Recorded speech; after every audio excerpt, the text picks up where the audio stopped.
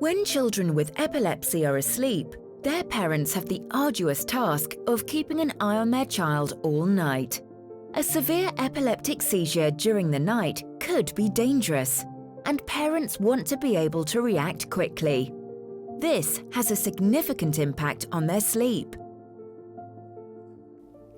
We hebben jarenlang geslapen en geleefd met de babyfoon, omdat we heel erg bang waren om maar één aanval te missen, waarin onze zoon zou kunnen blijven en in het ergste geval zou kunnen overlijden. Zit hij goed? Ja. Slaap lekker.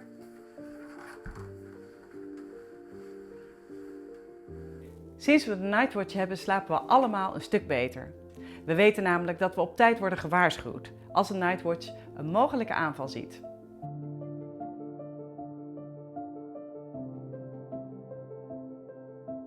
The NightWatch warns parents of a possible dangerous seizure. This reduces the risk of complications from a seizure and eases parents' responsibility of care, so they can get a good night's sleep again. The NightWatch, a safer night for people with severe epilepsy. Try it now. Request your NightWatch on nightwatchepilepsy.com.